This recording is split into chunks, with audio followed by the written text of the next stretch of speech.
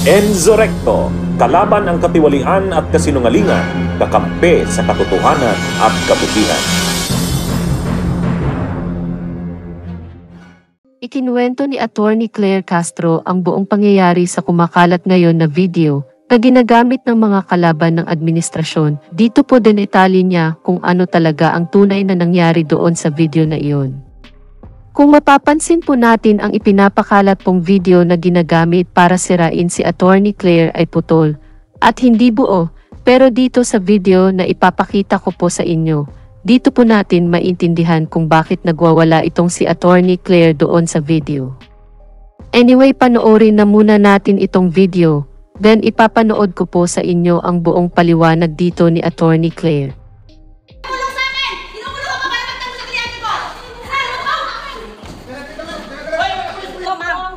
MPD media kayo, kakampi niya ba yung media? Hindi lang, ay ang taga-ABS-CBN po ako, pasensya na tulong lang ako dito. Taga-DCRJ po. Oo, DCRJ. you are? Walang Attorney Claire Castro po. Walang warrant, sir. Kinaladkad sa SM Mall. Walang warrant, walang ginagawa, walang complaint, walang ginagawang krimen sa SM Mall, San Lazaro. Para kaladkarin. Walang complaint pinapakita. Opo. Sa Attorney Claire, you are the Counsel po ni Jackson. Nagulat po kami. Walang warrant. May text po sa amin yung babae na magkita sila sa mall para pag-usapan ang bata. Tapos papahuli. Bakit sila agad nandoon? Frame up? Opo. Frame up ba to? Ba't kayo lahat nandoon? Walang tao dito na pumunta kami. Dahil nandun nga po kami sa follow-up operation. Follow up? Anong Yung complaint ko, hinihingi mo, sabi mo sa akin, confidential. Walang complaint. Paano follow up? Confidential, ma'am. Kailangan malaman ko rin yung reklamo sa akin, ma'am. Ano dyan? Anong case number? Ipapay pangalan yung kaso. Ipapay pa lang ang kaso.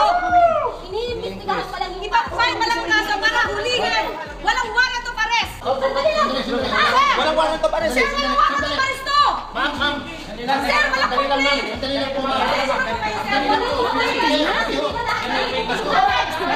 Pakita niyo muna sa akin. Kung pagdagwa sa kliyente at kasalanan, ulong mo ko? Ano kasalanan ko? Para pagdagwa ng kliyente ko, kasalanan? Gano'n ka na baka-abusado? Kasalanan mo, sige, sigaw-sigawan mo ko. Ikaw, hindi ka naninigaw, hindi ka naninigaw ng kliyente? Hindi po, ma'am. Sir, pasensya na po talaga, ha? Yan mga kabunyog, na panood po natin ang buong video kung ano talaga ang nangyari doon sa pagwawala nitong si Attorney Claire Castro. Anyway, panoorin naman natin ang kanyang paliwanag dito. Another question. Alam natin, ma'am, na maraming fake news. Kasi, ma'am, may fake news po ba yung kumakalat na video nyo regarding dun sa umano'y pagwawala nyo sa Maganda yan. Maganda yan. Oh, hindi na to salita ng palasyo at ng Pangulo. Ako na to. Okay. If given a chance to do that again, I will. Why? Because I did that for justice. Maybe yung nakikita niyong video, that's 2015. Oh. Can you see my face there? Look younger. That's 2015. Okay, why nila pinapalabas to? And splice. Dahil ayaw nila ako siguro na manatiling tagapagsalita rito ng palasyo. Una, ang kwento niyan, merong dalawang magsing-irog na hindi na nagkaayos. Yung bata na iwan sa bahay ng babae, flight stewardess yung babae, iniwan sa driver. Nung tumawag ang school sa tatay, nalaman niyang wala yung nanay, kinuha yung bata sa bahay na kasama lang ang driver. First child niya yon. Now, nung dumating yung nanay, nagalit dahil hindi sila okay nung tatay. Now, kausap ko yung babae. Kausap ko yung babae. Ang sabi, makikipagkita sa kliyente kong lalaki dahil pina-psychologist nag-undergo ng psychological evaluation, child psychological evaluation yung bata. Makikita sila, ipopromote ko na po sa SM San Lazaro. Umiinom ng kape. Ulitin ko ulit kung saan, Starbucks. Magkikita sila nung lalaki pumayag ako para magkaayos.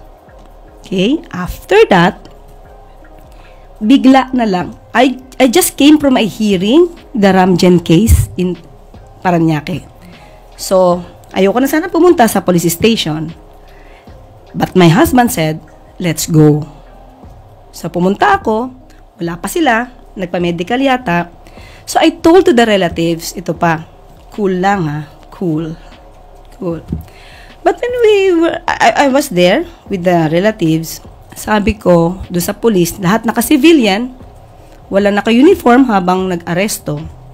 Sabi ko, saan po yung warrant of arrest? Ano pong complaint? Hindi ako pinapansin. I introduced myself as a lawyer hanggang sa umabot kami sa women's desk. Okay? Tapos noon, tinuro sa akin ng kliyente ko kung sino yung lalaking humatak sa kanya. So I was asking for his name. Tinalikuran ako. Okay? So ngayon, sabi ko dun sa isang babaeng sa isang babaeng police, okay, ano ang complaint? I deserve to know that. I was the counsel. Walang complaint, walang warrant of arrest.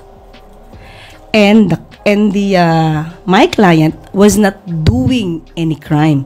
You know, guys, what are the reasons or causes for a warrantless arrest?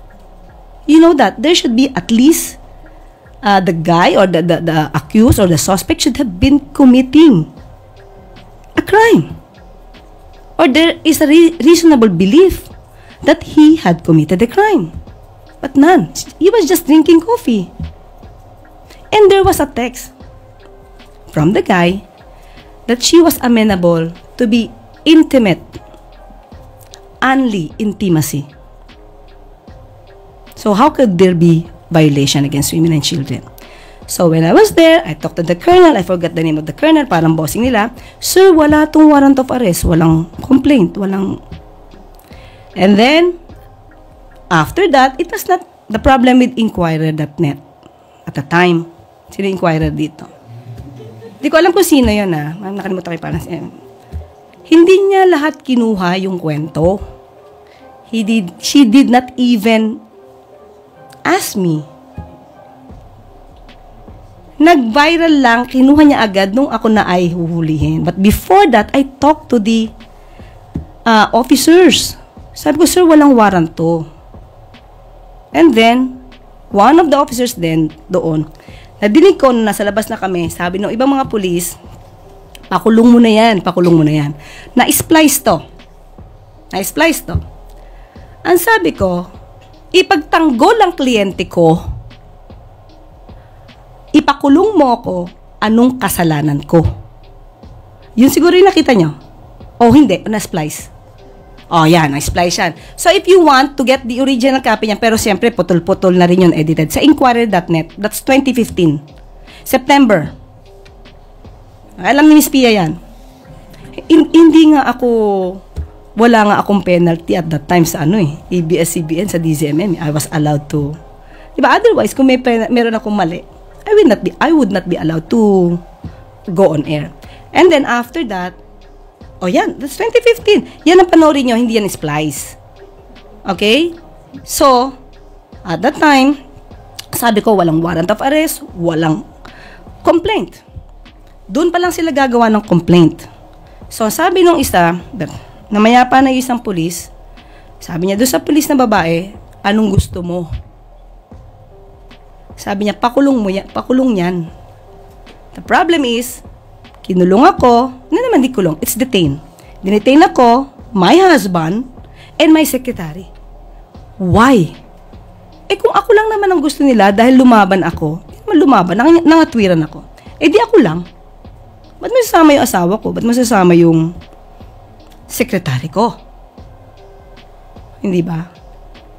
So, hindi yun nakuha ng Inquirer.net. Yan lang. I was not even interviewed. What happened? Diba? And the title. The title.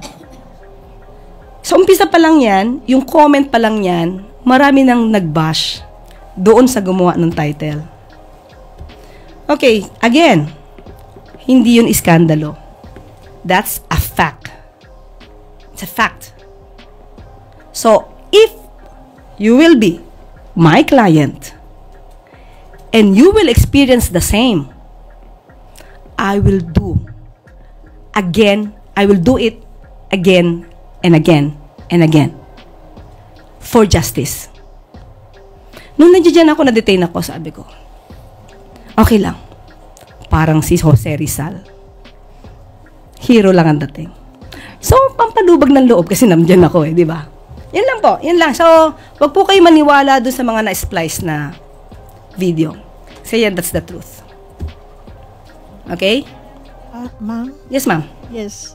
Another one. Parang ang haba ng kwento ko doon Ma'am, yung regarding dito, napapaulat na di umano'y kapatid mo si Franz Castro. And then, is this a fake news? Meron daw, this is a part of a demolition job against you. Against me? Yes. Demolition job yung tape na to? Yung video na to? No. Lahat ng lumalabas. Oh, definitely. You can assess that. They want me out. The soonest. Diba? And about Congressman Franz Castro, if ever na naging kamag-anak ko siya, I will be proud. The problem is, hindi So, pa diba si Fidel Castro ng Cuba, kamag-anak ko? Well, I have a brother, yung tatay ko, pinangalanan siyang Fidel A. Castro. Pero yung taga-Cuba, hindi ko tatay yun.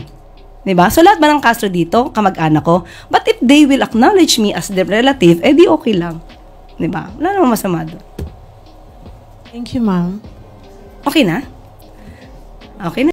Bunyog, halikan na kasama ka.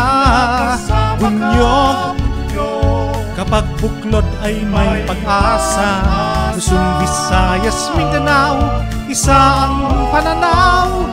Sa bagong Pilipinas ang bunyog isisigaw. Bunyog.